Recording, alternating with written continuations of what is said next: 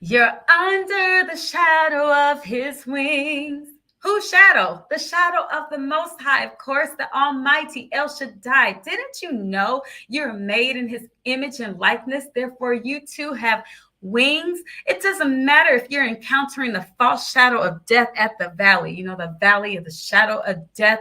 It's a false authority. Therefore, we can cut his head off. We cut off all false authorities. There's only one authority, one head. His name is Jesus Christ. But if you find yourself in the valley, you by mere default are an overcomer. Why? Because in the valley required or implies that you're on your feet, and on your feet is victory, because Jesus lives in you, right? Every wicked spirit has been defeated and come up under the feet of Christ. He's in you, therefore it's up under the feet of you. So even when you're at the low of the low, in the valley at the bottom, you're still on top. But God doesn't want you to remain in that valley. He's called you to use what you got. Use those feet to walk out of that valley, to run away from that village and fly up to the top of that mountain. But when you get there, when you get to that top of mountain, you precious golden eagle, don't forget you are an eagle. You were designed to soar. In order to soar from the level of flying, you don't just lift your wings. That's a quick way to meet your maker unnecessarily. That's premature death. No, we live under Zoe and life, but there are certain things that require rules of engagement to know how to do things right and properly. To soar requires rules of engagement. So we don't just step into warfare just because we have a zeal or passion. We have to do things with spiritual intelligence. And one of those ways, it starts off with by sharpening our spiritual ear. You just come from a valley of dry bones where people are accustomed to walking around like the living dead. They're accustomed to walking on bones. Even though they too are eagles, they're not happy with you. So they're at the bottom looking up, and they're using their mouth to get you to come back down. Come back down here, stupid. Why would you go all the way up there? There's nobody up there. How you gonna eat? We know you're hungry. Marketplace is down here. And by the way, we've been around longer than you have, little pipsqueak. We done seen the people up there, they die. You gonna die. You know why? Because it's windy up there on top of that mountain. It's windy. We see the wind getting to your feet. Listen, you gonna fall down. When you do, when you fall down, don't even try to get help from us, because we told you don't go up there in the first place. But you had to be different. You've got all that noise. You are going to have to learn to train your ear to hear your shepherd, to train your spiritual ear to cancel out those carnal frequencies. And not only people from below, but even well-meaning people on your level, other egos. Hey, see, this is going to be you. This is you right here. Okay, so you're an eagle. You done flew up to the top of your mountain, right? So you got these are your wings, right? You're standing at attention, feet apart. You're waiting to hear the Lord. Then you got these nice eagles. This eagle flying by. Nice. Hey man, we see you kind of struggling. You're not used to the wind up here, huh? Why don't you just come over here? It's a mountain I'm headed to. It don't have a stronger winds. Wait, did the Lord tell you to move? Then you don't move. Everything good is not good for you at that time. It may be good in the future. It may not be good ever for you and your destiny. You listen out for what the Lord says for you.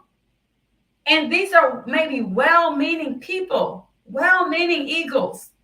They could be the same breed of eagles. Look, man, we got the same wings. You ain't got to wait for him to learn to soar. I've been soaring for years. Come on, I'll teach you how to soar. It's easy. Come on. It's easy. Don't you do it. If the Lord did not tell you to do it, don't you do it.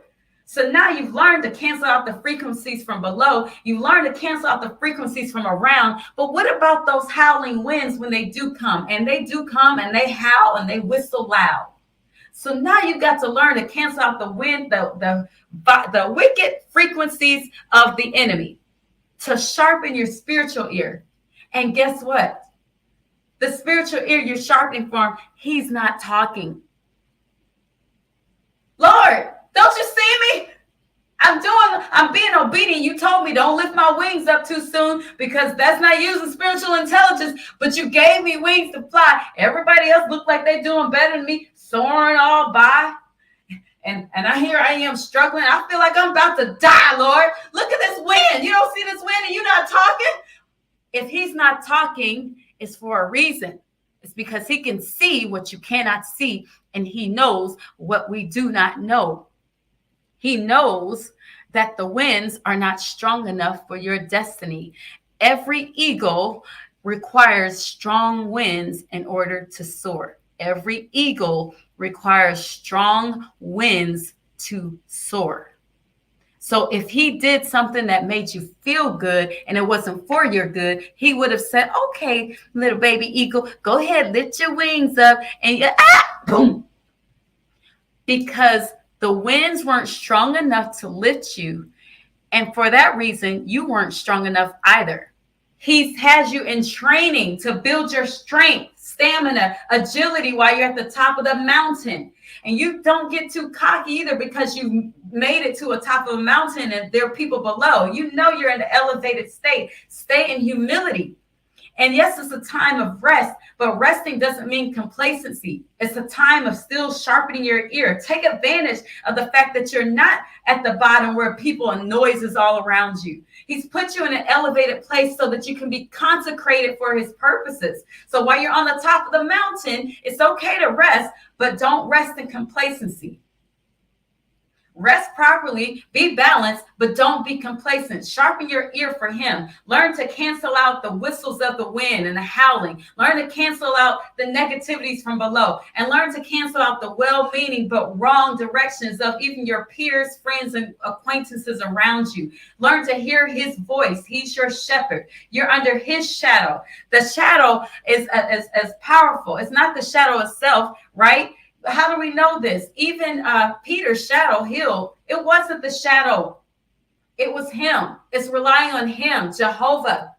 And guess what? You have a shadow too. He's training you so that you can be able to soar. And that as you soar, your wings will come up and your shadow will extend unto others so that you can be used to heal, to protect people from perishing, to help others to rise too. But you have to be built up first to hear his voice. And no matter how strong the winds you think there are, they're strong in your experience.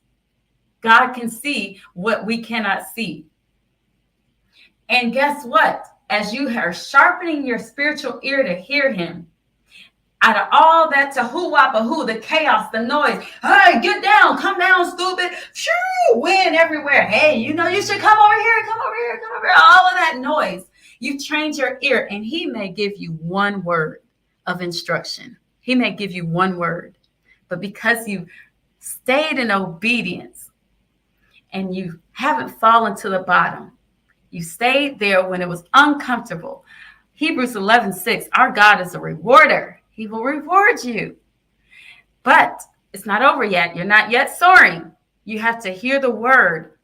You keep your wings down until he says, move. And all that noise, he says one word, lift. You heard it. You know it's him. Are you going to obey? Yes. You will obey. Even scared, you're going to obey.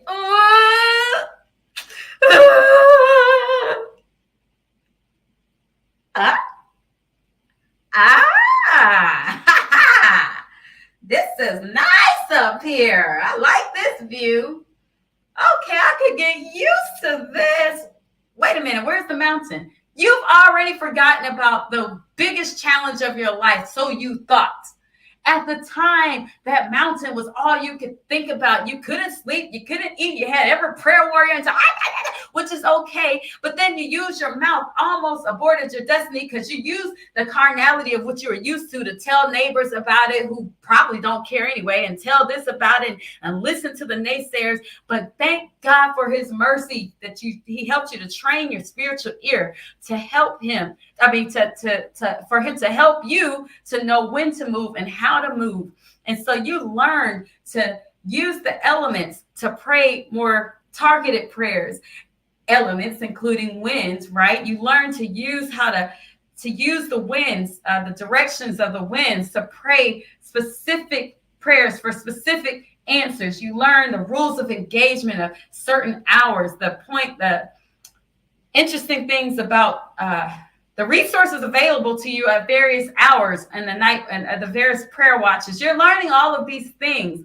That's a part of the training on top of the mountain so that you can be elevated from there to soar. You know what? I decree and I declare that you will recognize who you are in Christ as that gold, precious eagle that you are, and that you, even if you find yourself in a valley, will quickly run out of there, fly up to the mountain and hear the voice of the Lord so that you may soar to greater heights.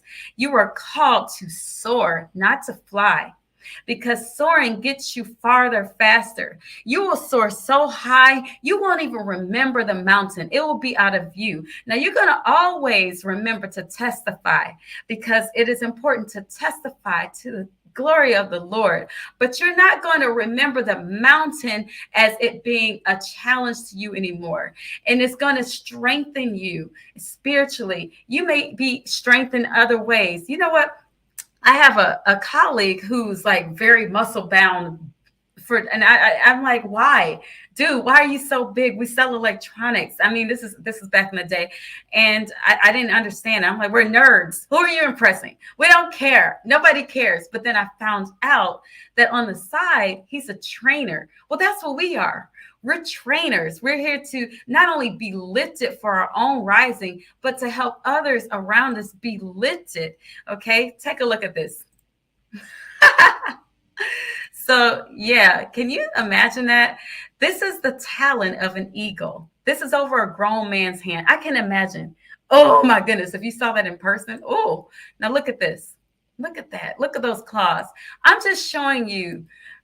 You are beautifully made, but you are well equipped. You are being built up in the most beautiful way, and with strength, agility, stamina. You need it.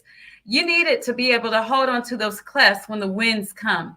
You need it to be able to grab the food. You're eating at a different level. You're not on baby milk. You're on steak.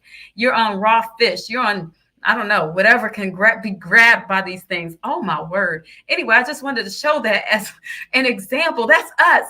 We're big and bolded. We're muscle bound, but with purpose. We're here to train up others, to lift up others. We're under the influence, the shadow of his wings, as Minister David Dam sings, so that we can influence others for his glory. I decree and I declare, you precious, prized golden eagle, that you recognize who you are, and that you won't stop until you soar and keep soaring to greater and greater heights. You will never have a greater yesterday. You're always going forward better, for your lifting, rising in every area of your life. You're learning to pray. You will have prayers that no longer center around your own personal mountains, but they'll be kingdom come prayers, and you will do great things for the nations unto the glory of the Father.